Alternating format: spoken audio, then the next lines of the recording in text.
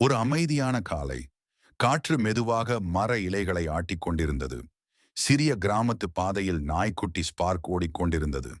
அப்போது ஒரு மெலிந்த வலி கலந்த மியாவ் மியாவ் என்ற சத்தம் அதன் காதில் பட்டது. ஸ்பார்க் நிமிடத்தில் நின்று காதுகளை நிமிர்த்தி அந்த சத்தம் வரும் திசையை கவனமாக நோக்கியது. புதர்களை தாண்டி சென்றதும் அது பார்த்த காட்சி அதை நடுங்க வைத்தது. ஒரு சிறிய பூனை குட்டி. அதன் பெயர் மீமி. அவள் அடிக்கப்பட்டது போல் பலவீனமாக கிடந்தாள். அவள் ஒரு காலில் காயம், உடல் முழுக்க தூசி, பயம் நிறைந்த கண்கள்.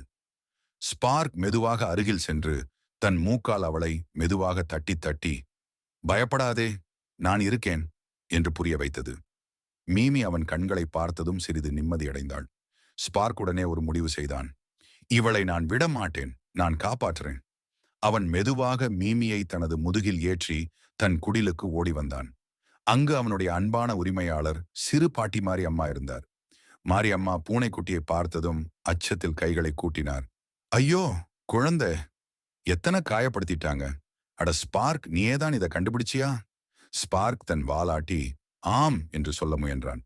மாரி அம்மா உடனே பூனைக்குட்டியை சுத்தம் செய்து காயத்தில் மருந்து வைத்து வெதுவெதுப்பான பால் கொடுத்தார். மீமி மெதுவாக ஸ்பார்க் பக்கம் நோக்கி அன்பாக மியாவ் என்று நன்றி சொன்னாள். அந்த நாள் முதல் ஸ்பார்க், மீமி இருவரும் ஒரு அற்புதமான நட்பு வளர்த்தனர். அவர்கள் சேர்ந்து விளையாடினர், சேர்ந்து தூங்கினர், சேர்ந்து சாப்பிட்டனர்.